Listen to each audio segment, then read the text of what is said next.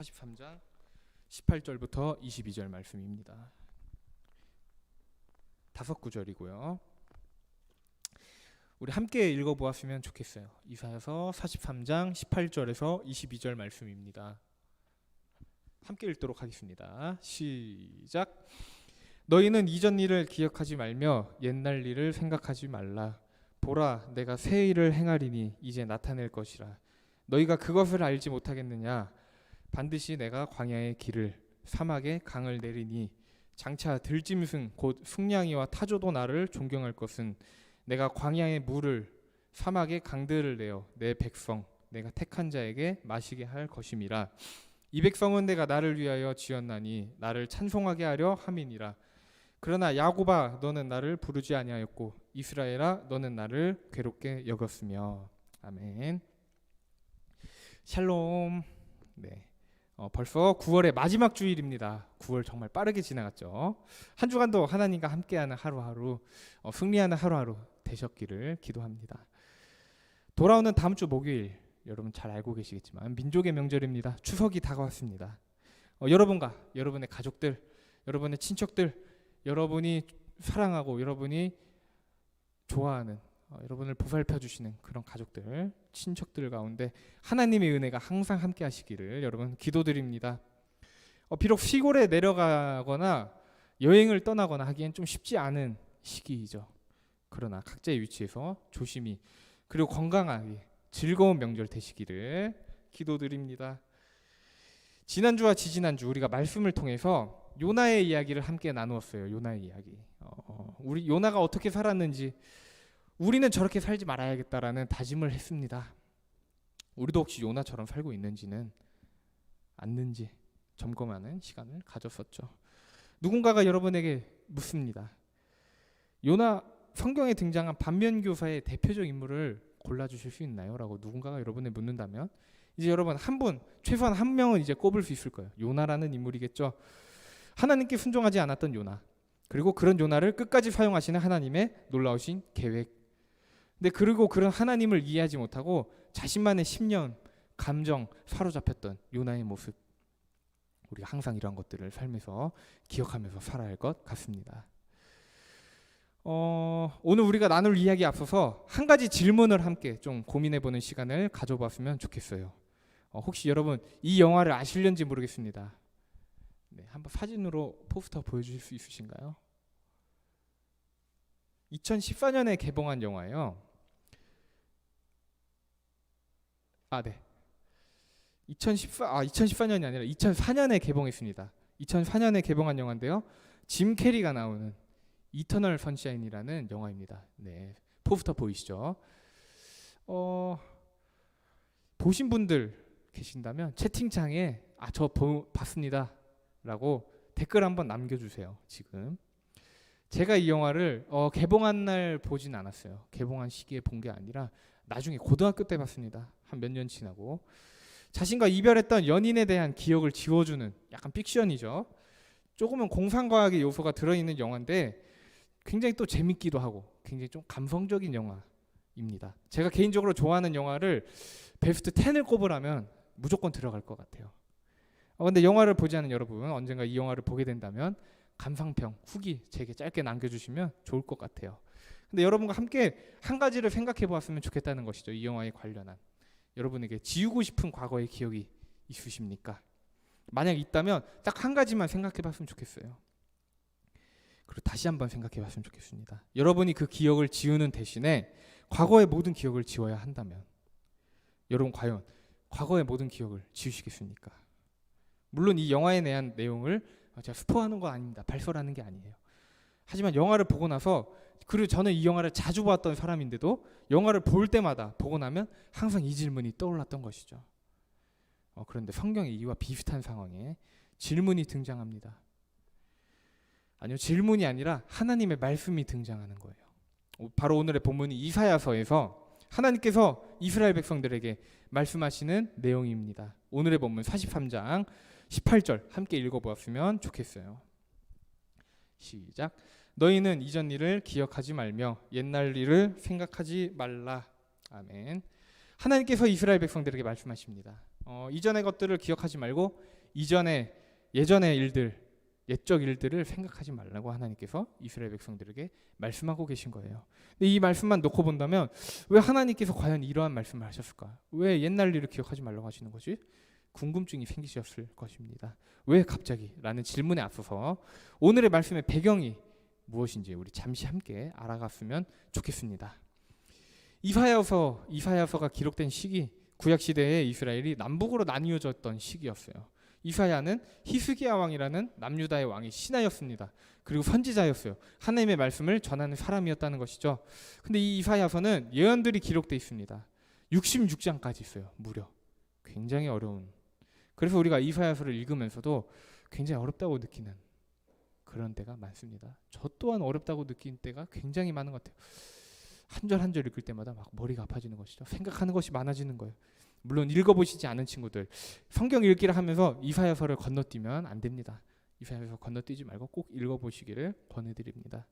하나님께서 이사야를 통해서 이스라엘 나라에게 말씀하고 계신 것입니다. 내게 나와서 순종해라, 나를 섬겨라.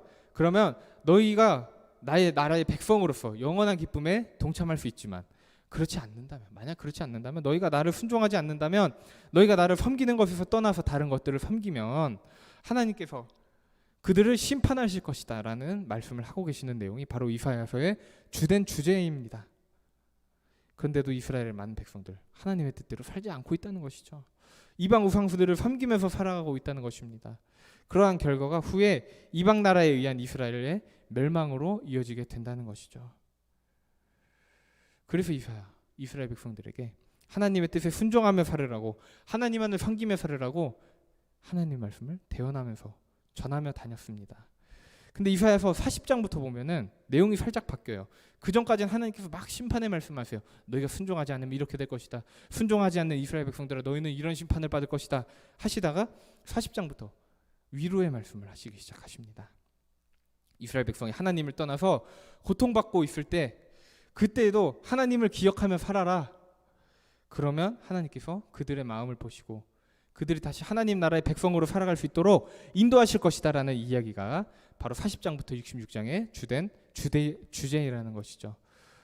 오늘 43장에 등장하는 이 구절, 살면서 우리가 한 번쯤은 들어봤을 법한 이야기인 것 같아요. 그리고 2020년 올해 우리 교회의 표어 또한 이사야서 43장 19절의 내용입니다. 바로 새 일을 행하시는 하나님을 바라보라 입니다. 본당에 오시면 이쪽에 새 일을 행하시는 하나님을 바라보라, 비전 2020이라고 써져 있죠.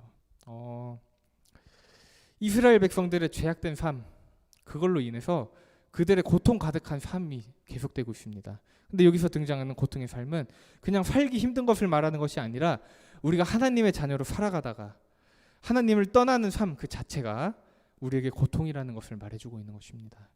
여러분에게 여자친구 혹은 남자친구가 있다고 한번 가정을 해봤으면 좋겠습니다. 아니면 여러분의 부모님, 여러분이 가장 소중하게 생각하는 친구를 생각해봤으면 좋겠어요. 만약 여러분이 생각하는 그 사람이 여러분과 이별하게 된다면, 세상을 떠나거나 멀리 있는 나라로 영영 떠나게 된다면 여러분 마음 굉장히 고통스러울 것입니다. 근데 하나님과 우리의 관계 마찬가지라는 것이죠. 우리가 하나님을 떠나면, 우리가 하나님을 속해 있던 삶, 우리가 하나님과 하나 되었던 삶이 깨져버리는 것입니다. 그러나 하나님께서는 절대 우리를 먼저 떠나지 않으세요. 약속하셨습니다. 근데 그 약속을 아는 우리들이 하나님을 떠나고 있는 것이죠. 그래서 하나님께서는 우리가 다시 돌아오기를 원하십니다. 하나님을 떠난 우리의 삶이 깨지고 부서지고 많은 상처를 입었거든요. 하나님께서 그걸 아신다는 것이에요. 그래서 오늘 18절에서 하나님이 이렇게 말씀하십니다. 우리 다시 한번 함께 읽어봤으면 좋겠어요. 18절입니다. 시작. 너희는 이전 일을 기억하지 말며 옛날 일을 생각하지 말라. 아멘. 하나님을 떠나 상처가 깊이 박힌 우리의 삶, 더 이상 기억하지 말라고 하나님께서 말씀하십니다. 근데 그러려면 우리가 먼저 하나님께로 돌아와야 하는 것이죠. 우리가 하나님께로 돌아올 때 하나님께서 깨지고 부서져서 원래대로 돌아가기 너무 힘든, 절대로 원래대로 돌아올 수 없을 것 같이 보이는 우리의 지금의 삶을 전혀 그랬었지 않았던 것처럼 완전히 새롭게 회복시켜 주시겠다는 것입니다. 이어서 19절에서 하나님께서 이렇게 말씀하시고 있습니다. 함께 읽어봤으면 좋겠어요. 보라, 내가 새 일을 행하리니 이제 나타낼 것이라. 너희가 그것을 알지 못하겠느냐? 반드시 내가 광야의 길을 사막의 강을 내리니. 아멘. 이스라엘 백성이 모세를 통하여 이끌어내셨습니다. 많은 사사들을 통해서, 많은 선지자들을 통해서 수없이 많은 기적을 보여주신 그 하나님께서 항상 그러셨던 것처럼 이스라엘 백성 또한 인도하시겠다는 것입니다. 웨이메이커라는 찬양 여러분 들어보셨을 거예요. 웨이메이커 요즘 핫한 찬양이죠. 음악성도 음악성 때문에 듣는 분들도 계시겠지만 가사가 정말 은혜롭습니다. 그래서 저도 가끔씩 듣고 있는 찬양이죠. 오늘의 설교 제목이었습니다. 웨이메이커, 길을 만드는 사람, 길을 만드는 자. 근데 여기서는 길을 만드시는 하나님을 가리키는 단어가 바로 웨이메이커라는 것입니다. 가사 일부를 읽어드리겠습니다. 주는 새 길을 만드시는 분, 큰 기적을 행하시는 분, 그는 우리 하나님. 주는 약속을 지키시는 분, 어둠 속을 밝히시는 빛, 그는 우리 하나님. 주 우리 마음 만지네, 주 경배해, 주 경배해. 주 우리 치유하시네, 주 우리 새롭게 하네, 주 우리 회복시키네. 주의 일하심을 볼 수 없어도, 주의 일하심을 알 수 없어도 주는 결코 멈추지 않네 라는 가사였습니다. 우린 힘든 일이 있으면 하나님께 이렇게 기도합니다. 하나님 지금 너무 힘들어요. 지금 이 순간이 너무 힘들고 지쳐요. 도와주세요 라고 기도하죠. 근데 하나님께서 먼저 우리가 하나님께 속해 있는지 물어보신다는 것입니다. 우리가 하나님의 뜻대로 살아가고 있는지를 물어보고 계세요. 우리의 삶이 하나님과 하나 되는 삶으로 돌아올 때 하나님께서 우리의 마음을 만지시고 우리를 치료하시고 우리를 새롭게 하시고 우리를 회복시켜 주신다는 것입니다. 정말 놀라우신 이 하나님. 근데 우리 놀라우신 일들이 우리 안에 일어나기 위해서는 우리가 먼저 하나님께 속한 삶을 살아야 하는 것이에요. 이 중요한 사실 잘 기억했으면 좋겠습니다. 이어서 20절, 21절 함께 읽어보았으면 좋겠습니다. 시작. 장차 들짐승 곧 승냥이와 타조도 나를 존경할 것은 내가 광야의 물을 사막의 강들을 내어 내 백성 내가 택한 자에게 마시게 할 것임이라. 이 백성은 내가 나를 위하여 지었나니 나를 찬송하게 하려 함이니라. 아멘. 광야, 사막과도 같은 것이고 최근에 말씀드렸죠. 광야 아무것도 없습니다. 풀도 없습니다. 나무도 없어요. 생명도 없는 땅, 그 광야에 물을 만드시는, 사막의 강들을 만드시는 분이 바로 하나님이시라는 것입니다. 근데 그 이유가 있습니다. 하나님께서 택하신 자들이 하나님께서 순종하며 하나님을 섬기기로 결정한 사람들에게는 하나님께서 모든 상황 가운데 함께 하신다고 약속하셨기 때문입니다. 지금 여러분의 삶, 하나님의 뜻을 구하며 살고 계신다면 어려운 상황일지라도 힘들고 지치는 삶의 연속일지라도 하나님께서 여러분과 함께 하심으로 인해서 여러분의 삶에 임재하시는 하나님의 놀라운 회복의 역사가 일어나게 될 것입니다. 그래서 여러분 지금 지치시지만 포기하시면 안 됩니다. 뭘 포기하면 안 되냐면요. 하나님의 뜻을 구하며 사는 것을 절대로 포기하지 마십시오. 장차 여러분의 삶을 통해서 여러분의 삶에서 이루어질 놀라운 일들을 기대하며 살아가는 멋진 삼성교회의 학생이 모두가 되시기를 주님의 이름으로 소망합니다. 우리의 정체성 다시 한번 강조드리지만 우리의 정체성을 우리가 기억한다면 우리는 하나님 나라의 백성으로 하나님의 자녀로 하나님을 찬양하며 살아가는 사람들이기 때문입니다. 그래서 서로의 삶을 도와주지 못하고 살아가는 힘든 세상이지만 하나님께서 각자에게 힘을 주실 것이라고, 그리고 하나님께 나아오는 사람들의 삶을 회복시켜 주실 것이라고 말씀하고 계시는 것입니다. 근데 22절 현실 이스라엘의 모습이 등장하는 것이죠. 함께 읽어봤으면 좋겠습니다. 시작.